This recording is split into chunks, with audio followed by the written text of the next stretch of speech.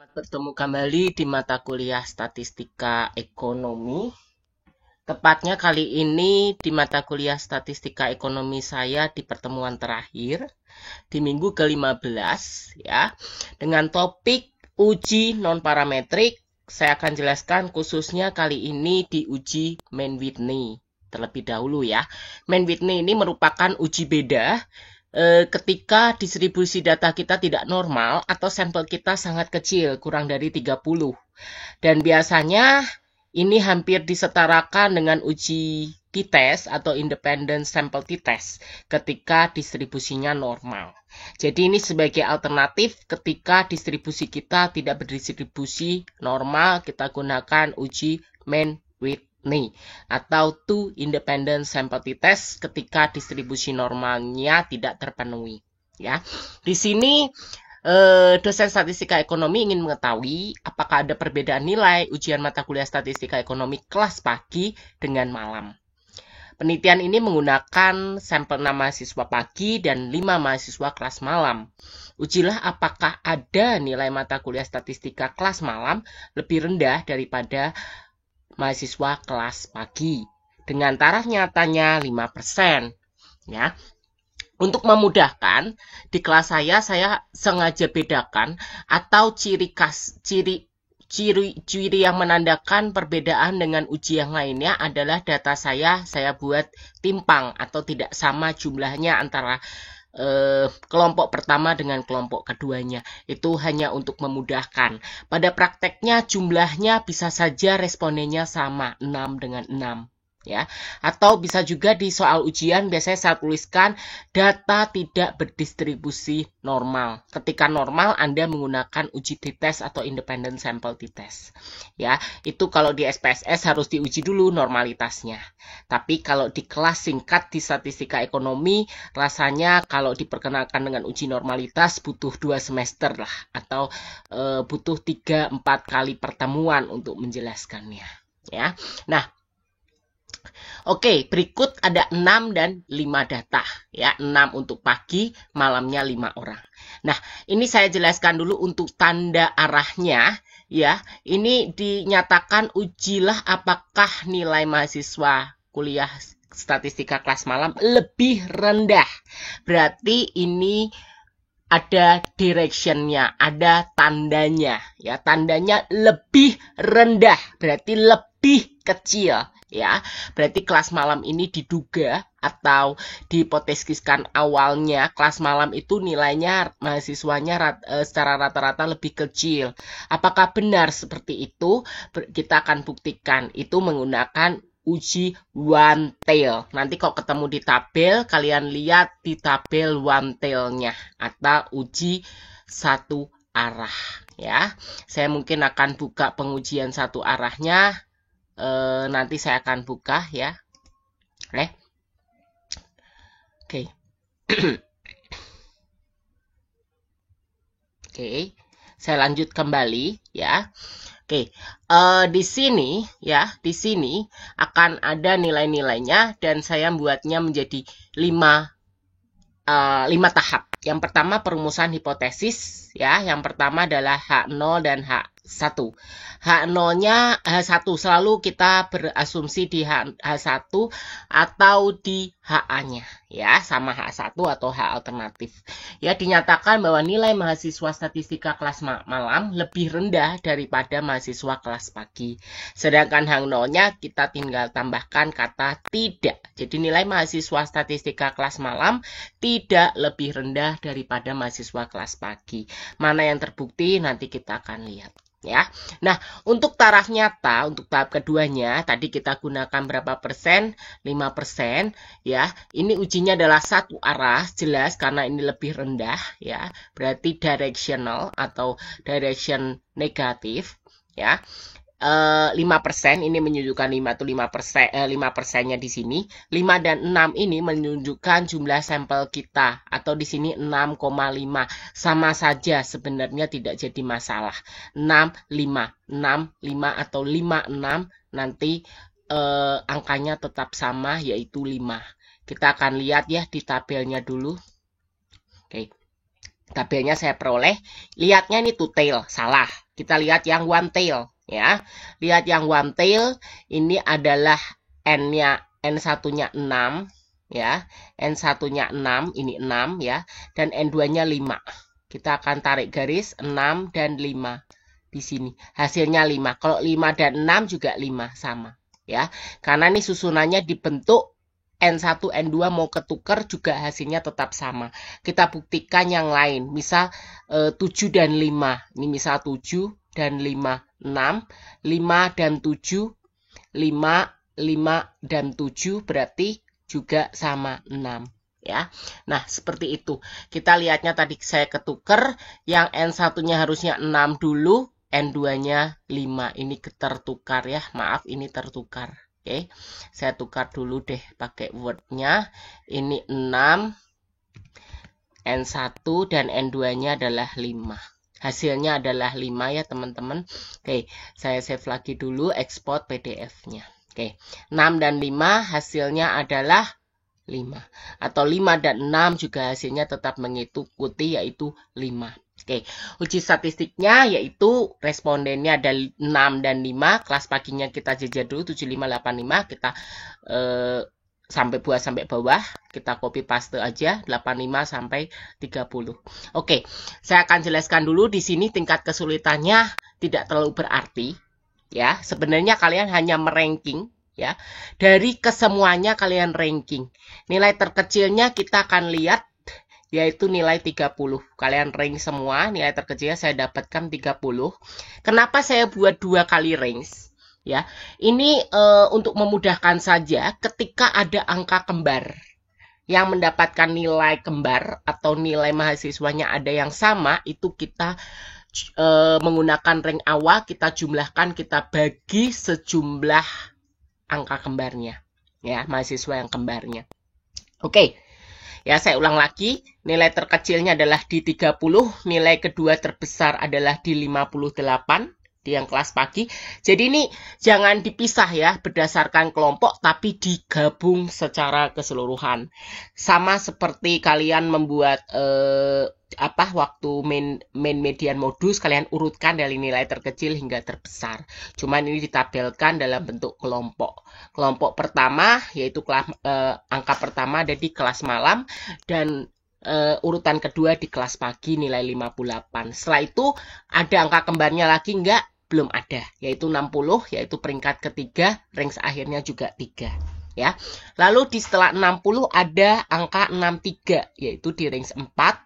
Lalu angka kembarnya, saya biasanya kalau ketemu soal, terus ketemu angka kembar, saya warnain yang berbeda, atau saya tandain segitiga, kotak, dan seterusnya, terserah kalian. Ya. Oke, angka kembarnya adalah di 65, ini angkanya sama, secara berurutan. Tadi 4, lalu di sini range 5 atau 6, 6 atau 5, terserah, boleh ditukar-tukar. Ya. Karena ini angka kembar, ya. Dan hanya ada 2, berarti caranya kita jumlahkan range awal, kita bagikan sejumlah orangnya yang mendapatkan nilai yang sama, yaitu 2 orang, ya, responden 2 dan 3 untuk kelas malam. Berarti range awalnya kita jumlah, kita bagikan 2, berarti 5 ditambah 6 dibagi 2, yaitu 5,5, ya. Selanjutnya untuk range awal berikutnya setelah 65 adalah peringkat 75 dari peringkat 7, range akhirnya juga 7 karena tidak ada angka kembar. Lalu di angka 80 di range 8, rank akhirnya juga 8 karena tidak ada angka kembarnya. Lalu di terakhir 9 dan 10 itu kita punya angka kembar yaitu 85 dan 85. Ya, range awalnya 9 saya posisikan di kelas pagi, lalu range awalnya di kelas malamnya 85, range 10. Kita jumlahkan sama, range awal ditambah range awal, ya 9 ditambah 10 dibagi jumlahnya yaitu 2 responden. Ya, berarti 9,5, 9,5. Ya. Tadi kita range awalnya sudah sampai orang ke-10, berarti lanjut range awalnya adalah orang ke-11, yaitu range awalnya 11, range akhirnya 11. Ya, kalau ini harus total range awalnya sama sejumlah responden, yaitu jumlah responden awalnya 6 untuk pagi dan malam untuk 5 untuk malam, berarti ada 11 total mahasiswa, berarti totalnya ada 11, berarti rank awalnya juga harus ada 11 ya. Tuh. Rank akhirnya nanti menyesuaikan angka kembarnya saja. Ya, mudah-mudahan kalian di kelas saya sudah cukup paham. Di pertemuan-pertemuan sebelumnya juga pernah meranking dengan angka kembar juga ya. Oke, kita jumlahkan aja di range akhir teman-teman. Range akhirnya 7 tambah 9,5 tambah 3 tambah 8 tambah 2 tambah 11. Dihasilkan 40,5. Untuk range akhir kelas malamnya dijumlah hasilnya 25,5. Ini belum selesai. Kita punya rumus untuk Mann Whitney. Mann Whitney itu kita simbolkan secara statistik adalah U. U Mann Whitney. Yang nggak tahu saya singkatan U itu apa, tapi biasanya kalau Mann Whitney itu disingkat dengan inisial U. Ya, uji Mann Whitney U. Ya, oke. Nah, dirumuskan ada U1 itu untuk menghitung yang N pertama, U2 untuk menghitung N, untuk menghitung range, untuk menghitung yang kelompok kedua. Kelompok pertama berarti U1, berarti rumus depannya ini selalu sama, N1 dikali N2. Nah, yang membedakan hanyalah yang di tengah dengan yang di ujung belakang. Ya. N1 kali N2 itu suatu ketetapan di awal, terus ditambah N1 untuk menghitung U hitung pertama adalah N1 dikali N1 plus 1 dibagi 2 dikurang range yang pertama atau kelompok kelas pagi dalam hal ini. Ya, kelompok kelas pertama ada 6 sampel, kelompok kelas kedua ada 5, ditambah kelompok pertama sampelnya 6, ditambah 6 plus 1 ya, dibagi 2, ya, range atau ranking yang total kelompok pertama adalah 40,5. Ya, setelah itu dijumlah saja 6 kali 5 30, 6 kali 7 42 per 2 dikurang 40 setengah. Silakan dijumlah dan hasilnya 10,5.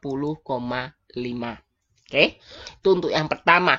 Untuk kelompok kelas malam atau kedua diganti aja U2, N1 kali N2-nya tetap sama, yang diubah bagian tengah dan belakang.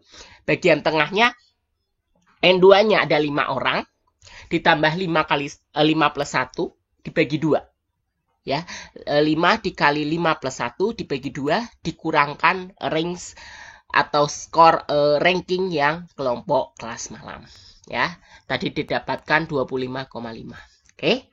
Ya, berarti hasilnya di sini saya langsung aja tembak 19,5. Ya.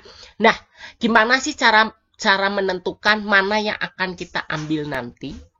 Kita akan mengambil dari nilai U1 dan U2 itu ambil nilai yang terkecil. 10,5 dengan 19,5 besaran siapa? Besar 19,5. Tapi yang kita ambil adalah nilai yang lebih kecilnya, yaitu 10,5. Ya. Nah, untuk kriteria non-parametrik itu kebalik ya dengan kriteria wajar normal ya. Kalau normal kan, kalau regresi kan T hitung lebih besar dari T tabel, H0 ditolak atau H1 yang diterima. Ya, tapi dalam hal ini ketika U hitungnya lebih besar U tabel, H0-nya yang diterima. Kalau U hitungnya lebih kecil, baru H0-nya yang ditolak ya. Karena namanya juga uji non-parametrik atau distribusinya tidak normal ya. Di sini kita dapat 10,5. Kita langsung lihat ke tabelnya lagi. Tadi hasilnya 5 ya, sesuai dengan tabel Mann Whitney satu arah. 6 5. Ya, 5%. 5. Ya, hasilnya 10,5 kan lebih besar dari 5 ya. Berarti H0-nya diterima. Berarti kesimpulan dari dugaan sementara dosen tersebut salah atau tidak dapat diterima. Ya, karena apa? Awalnya dia berpendapat mengejustifikasi bahwa kelas malam itu nilainya lebih rendah loh daripada mahasiswa kelas pagi. Ternyata diuji non-parametriknya tidak terbukti. Berlawanan, menyatakan bahwa kesimpulannya nilai mahasiswa statistika kelas malam tidak lebih rendah daripada mahasiswa kelas pagi. Ya, itu sedikit untuk materi Mann Whitney. Mohon maaf jika di tengah-tengah video masih ada kesalahan atau kekurangan atau ketidakjelasan, mohon dikomen di bawah video ini.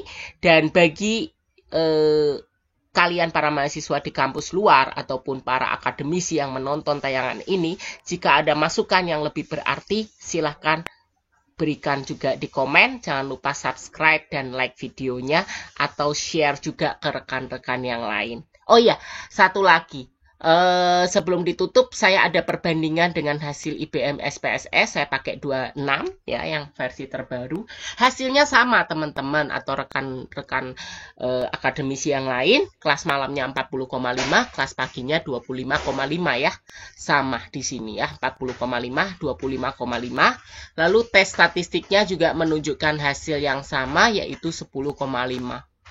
Ya, ini sangat-sangat simpel ketika kalian menggunakan software dan hasilnya memang sejalan dengan hitungan manual.